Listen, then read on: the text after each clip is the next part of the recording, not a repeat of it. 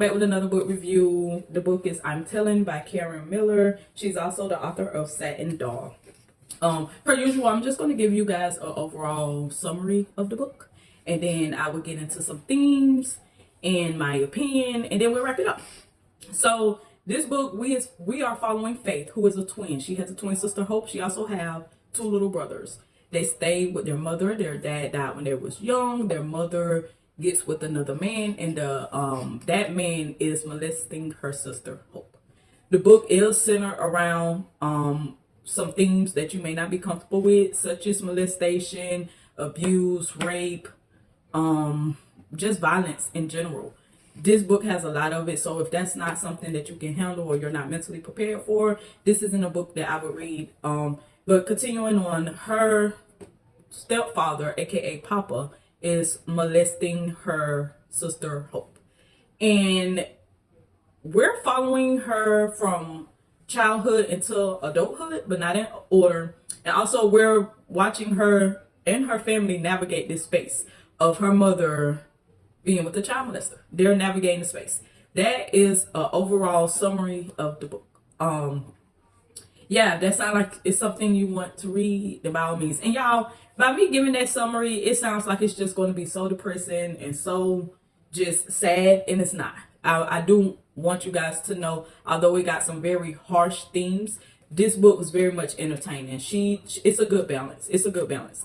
It's a human balance, because although bad things happen, good things happen too. And I'm not saying with that, I'm just saying that life, although some bad things happen to you, some good things happen too. It's not correlating or together.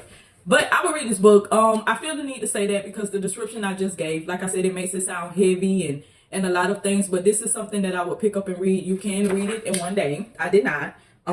It's listing 200. It's 226 pages. You can definitely read it in a day if you wanted to. It is that entertaining that you may want to. I read it chapter by chapter. I read a chapter each night before bed. Yeah, that's what I did. And it gave me time to reflect on some of the things that was happening in the book. Yeah. But let's read the back. It says, Faith Freeman has a secret. When she was 11 years old, she caught her stepfather molesting her twin sister, Hope. Years later, Faith is a successful literary agent. Her twin, aided by drugs and prostitution, struggles through life on the Harlem streets. When Hope seems to have set her sights on Faith's man, the tender bonds of sisterhood are cruelly tested. Will the truth about their darkest hour finally be revealed? I'm Telling shares the pain and desperation of a family shaken to the core. Yeah. For anyone who has ever chosen between speaking up and backing down, this impassioned novel lights the way towards love and redemption. And I think that's a great way to describe the book. Like I say, like me saying it to you, it just sounds like, oh, is this something I'm going to want to read? Is this something that's just going to be riddled with abuse? And it's much more than that. It was a lot of growth in this book. It was a lot of emotional maturity. It was a lot of reflection. It was a lot of accountability. It was a lot of love. It was a lot of community. It had some really, really, really, really positive things. This book is so human to me. And I can't say that about a lot of books, but this one is human. This represents a human in totality. Not just we got rainbows and butterflies and that's it. This is definitely two sides of a coin. It was several outbreaks in this book where you felt each character, you understood their emotion. And she did a really great time of showing the characters have emotions in various ways. All right, so that's it. After this point, it is going to be spoilers. I 100% do believe you should read this book. I think this is the first book that I have said that up front and not towards the back. Just in case you don't want to, hear the spoilers, I'll tell you, just read the book. It's a good book. Okay, so let's get into it. Faith and Hope are twins. And like I said, Faith happens to stumble up the stairs on her stepfather's birthday to go get something her mother needed. I think money. So the mama could go get something so she could bake him a cake. She stumbles up the stairs and sees her stepfather, in between her sister's legs. Faith knew for a minute that her sister was getting molested. She did. As a child, she was 11. So as a child, she dealt with that. What do I do? The molestation escalated. Because when she seen them, the door was open. They didn't even bother to shut the door. They just had the door open. And I'm saying they, but really he, because we're not going to victim blame, but we are going to get into that. He didn't even bother to shut the door. Door open on his birthday. He's doing inappropriate things to a 11-year-old. Because the door was not closed, she did not know this was out of the ordinary. So she didn't know that they were doing that thing that they shouldn't be doing. And she didn't know what the thing was, but she felt in her spirit it wasn't right. And of course she enters the room. She tries to run out. Stepdaddy, gets her, threatened her, blah, blah, blah, blah, blah. And she did a very mature thing. She told her mom. She didn't keep the secret. She went and she told. And her mother cried. And her mother still baked him a cake. And life went on as if she hadn't said anything. He continued to molest that daughter through her childhood. And then eventually, because mom know now, mom knew, mom blamed the daughter, felt like she was seducing him. And once he learned he had that power, all bets off. Shit, I'm about to get all the daughters. So that was, he tried to do. He tried to get Faith. He tried to rape Faith, and Faith would fight back and leave and all types of things. And so we're going to pause right there because this is so heavy, right? And it was very good to name the title I'm telling, because it's almost like when you tell the truth, you expect something to happen. In America, we're facing this right now, right? Let me throw a current event in here. Right now, the Epstein files have came out. Rich people taking children to an island to rape, eat, and kill them. Right? The files are out. It's facts. What's going to happen? Nothing. What has happened? Nothing. And that's what we're seeing play out in this book. Someone shouting to the wind their truth and the things that they feel like they should be protected from. They tell the appropriate person in their life, and the appropriate person does nothing. In fact, the appropriate person is almost pissed off that you told them, that you gave them this problem to deal with. And her mother didn't deal with the problem. Her mom name is Irene. And man, we can go on and on. She's a terrible mom. From the rooter to the tutor. From the rooter to the tutor. She's vain. She's selfish. She's needy. She's male-centered. She's filthy. She's not caring about her health. She's a user. She manipulates. I can go on and on. This lady is all the thing that's just wrapped up in a pretty package of niceness and beauty. She's a bigger woman, but she keeps herself up. She's beautiful in the face. However, she's very much male-centered and been chasing men her whole life. One of the most interesting things in this book is we know that the twins have 2 younger brothers. The 2 younger brothers don't even come around. They don't have a relationship with their mother at all. And it's very much valid because here it is. We got this huge family secret. That's literally not a secret in our house. But if we was to ever tell anyone outside our house, this would be just so shocking, and we probably would get taken away from you. I'm assuming that eventually they learn that, our childhood is beyond not okay. We have a rapist in our home. Our younger sister is getting raped. He's openly trying to rape our other sister. Our mom is calling our 11-year-old sister a slut and a whore, and she's seducing her man, and it's just heavy in that sense. We are moving through the book where we're seeing the dynamic of the relationship as they get older. It's very interesting that they have not abandoned Irene. The boys have, but the girls aren't. They almost they feel the need to protect their mother, both of them. And it doesn't make sense because that's her job. She has flipped it where they are concerned about her. They want to take care of her. They want to soothe her. They want to make sure she's okay, that she has things, that she's buying, that they're doing services for her. They're cooking her food and giving her gifts. It was great writing to write a character that's really this complex, but we can see the flaws automatically. And she kind of gets into her backstory of, her reasoning, if you will, of their father was a great father that loved her, but by the time he died, she hadn't got bigger, and she really needed a man to take care of home, and that man that was raping her daughter was taking care of home. So I guess her daughter getting raped, I know I'm saying it harsh, but we have to say this shit harsh. Your daughter getting raped was beneficial to you, so you were okay with it. And you told yourself she liked it. You told yourself she seduced him. You told yourself she was a slut, a whore. You told yourself all these disgusting things about your daughter to protect yourself as what you were doing, which you pimping your fucking daughter. So you don't have to work. So you don't have to try hard. So you don't have to think. You gave her. You sacrificed her. And then nothing really comes to Papa. I think he just leaves and get with somebody younger. As I think when Hope, the daughter that was getting raped, finally got old enough to move out, she moved out. He left. And then he went and got with somebody younger. And then you were hard. Then she's heartbroken, right? Because you thought giving your daughter to him would keep him with you. And no, it didn't. And we see this theme. She goes on to date other men. And at that point, she's sleeping with those men. Hope is sleeping with her mother's men. I don't know. They didn't really explore the why, but I can assume it's to get back because they love their mother so dearly. The book really puts it in perspective. They love their mother so dearly, but they hate her too because you didn't protect us when it mattered most. And they have a great scene where it all comes out. And the writer did a great job at passing that through because I was so happy that Faith finally called her mama out on her bullshit. Like, you coming around this lady, you still pussyfooting around her, still trying to understand her plight and where she's coming from, but you are the child. And she didn't do what she was supposed to do. And I love when people call their parents out. I am so sorry. It's too many people that have had children for the sake of having them and they have done nothing to enrich, raise, grow, water that child. And this is an example. And y'all, she's reaping the benefits of her children's abuse even now.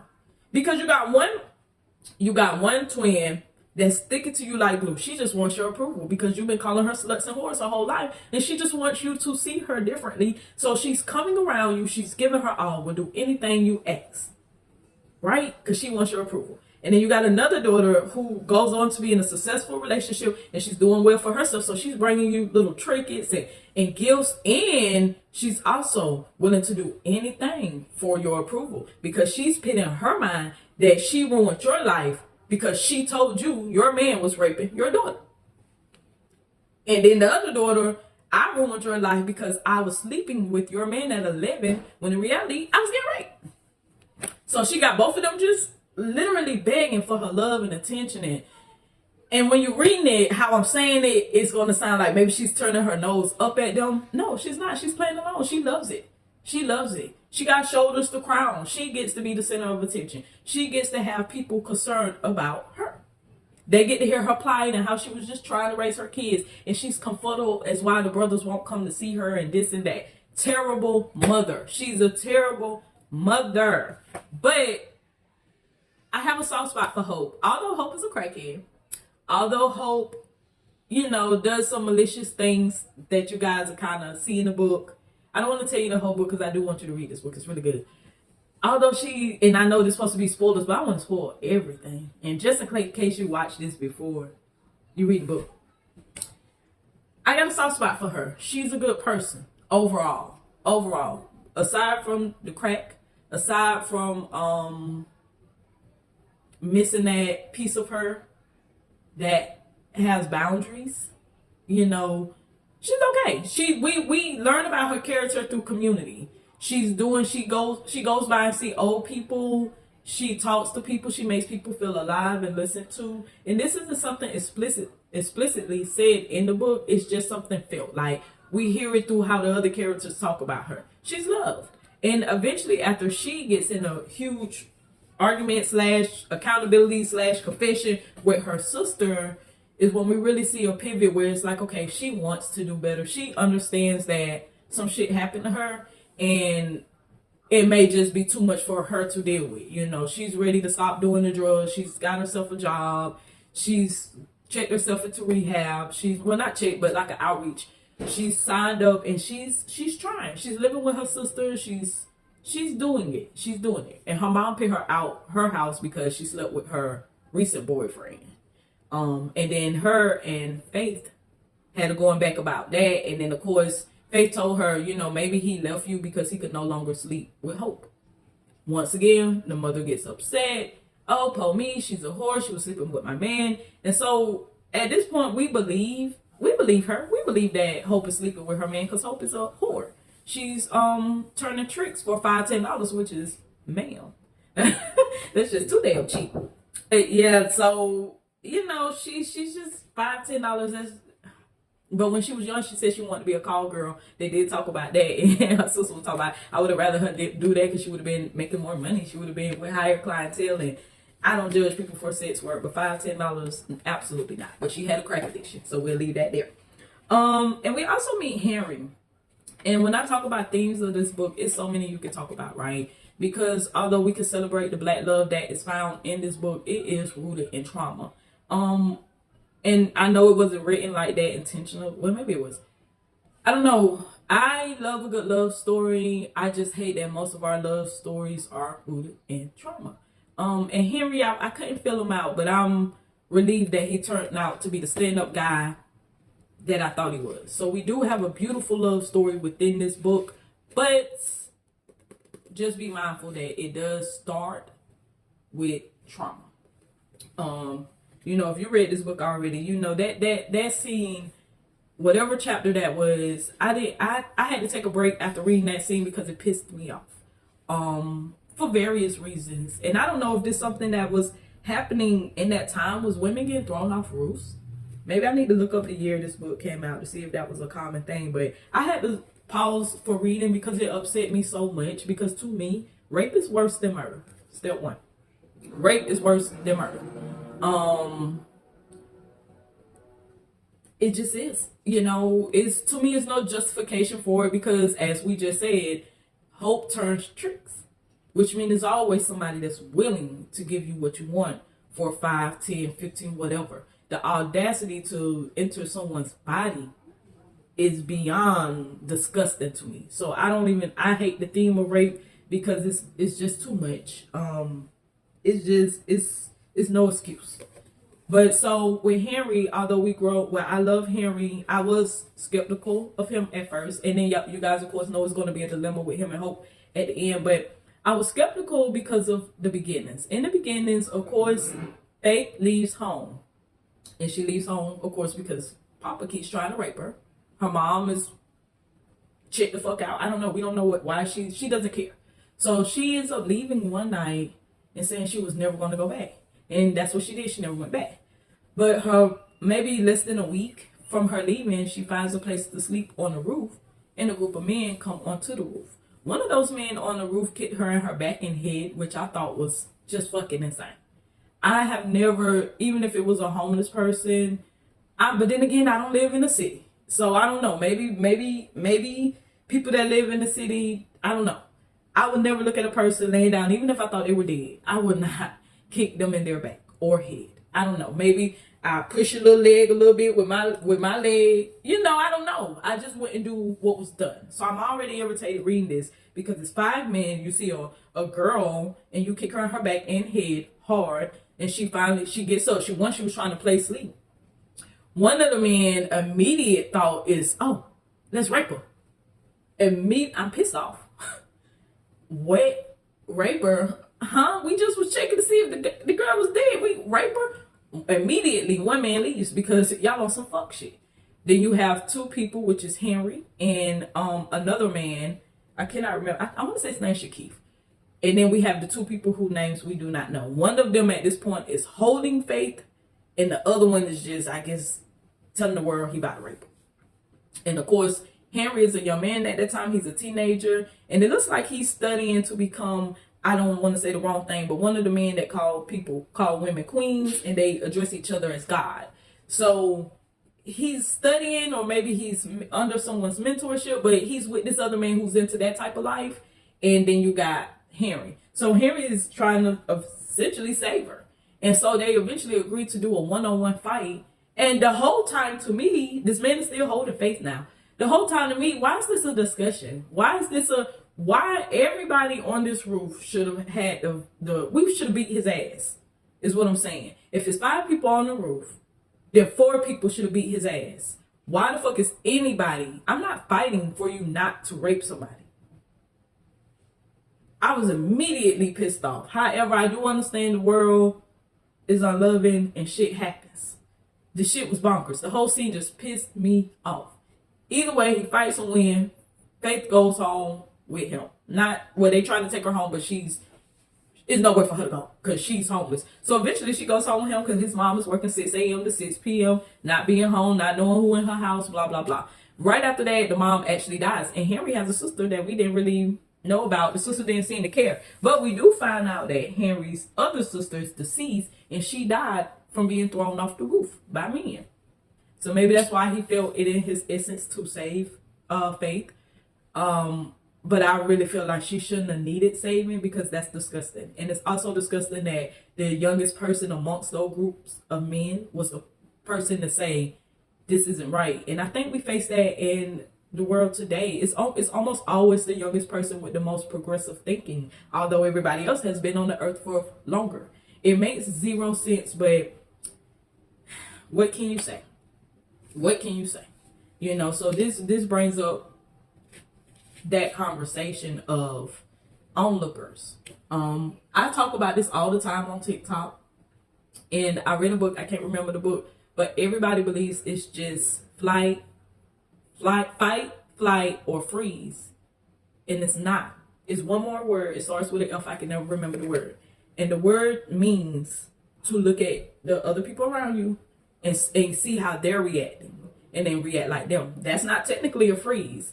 You're looking around. That's why a lot of times when y'all see these videos on TikTok or whatnot, and you have people going back and forth or a fight happening, people will react once they see other people react. When they see another person trying to stop whatever's going on, then they jump in. Because if they look around and nobody's doing anything, then they don't want to do anything. That's a conscious decision not to do anything. It's not the same as freezing. Freezing is you froze. You can't think. You can't move. You just stuck. And that brings that up because men in today's world, they're honestly trying to convince us that they're good people. They are. And men, and this is a blanket statement, as a whole, just have a terrible reputation amongst other men and women and just the world. And I think the only way for men to get out of this image is for them to be who they are and stop moving as a unit so much. If something is bothering you, we should know. You know, a lot of times it's no reaction or nonchalant. It's so many videos on TikTok where something is happening to a woman or to another man and other men are there and they just don't feel obligated to do anything. And I don't know. That's what needs to be worked on amongst men, is finding your place in the world. And having a stance on things. You know, it's a lot of women that would get up, hey, you ain't doing this, you ain't doing that. And I think we're lacking that. And that shows in this book because there's no way it should have been 5 people on the roof and only one person was opposed to this woman getting raped. Even Shakif, he wasn't necessarily opposed. He wasn't opposed to her getting raped. He was backing his brother up. He was backing this young man up. He honestly didn't give a fuck if she got raped or not. He felt like it wasn't his business. Is that not? But you're addressing women as queens and gods. And later on in the book, she runs into him and he's almost like, yeah, that was me that night. And to me, as an adult, I probably would have been like, yeah, that was you. And although obviously she has something to be grateful for because she didn't get raped or anything, it's still such a sticky beginning that you ain't care whether I got raped or not. You was just backing your bro up.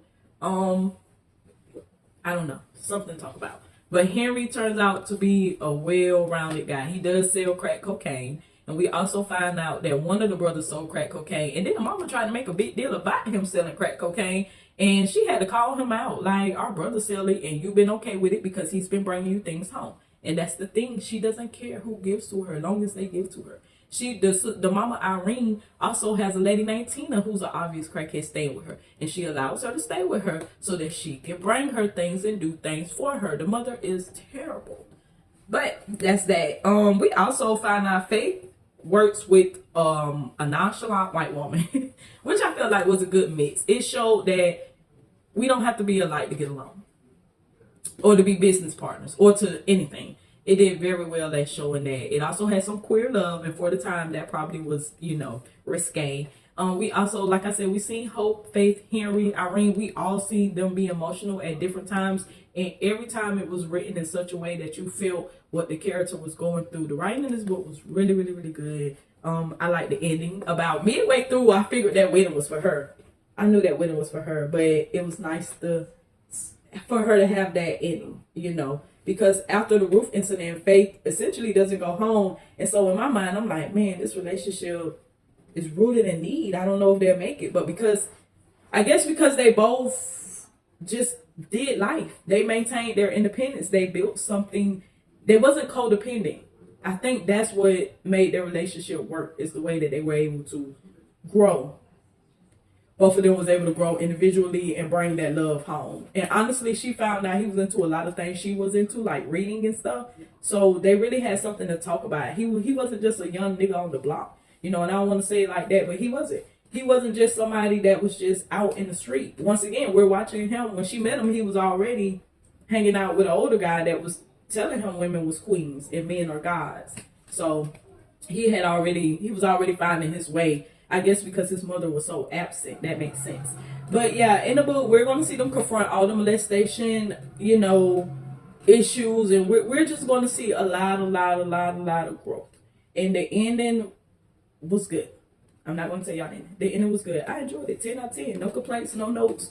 Great writing. I would definitely buy this book and add it to my bookshelf. And y'all know I'm nosy, so I'm definitely about to look up the author. Yeah, this was a good one, y'all. I highly recommend. I know you can read it in a day. Don't. Don't read it in a day. Don't read it in a day. It was very good. Okay, y'all, I just want to add that I did look up the author, Karen Miller. She is on Facebook and Twitter, I believe, but I went to peruse, and she had a twin. She had a twin. Her twin recently died, and she's also highly spiritual. Like, she's up there in the spiritual world. Yeah, so it looks like she's fully taken on a spiritual life, so she may don't partake in writing anymore. But then it also said that I think she used to work for like a newspaper, I believe. I say all that to say, very interesting, and I love that that's where she's landed. Now that I know she has a twin, I wonder if it's any truth in the book. However, I love the book. The author seems great, and yeah, 100% recommend.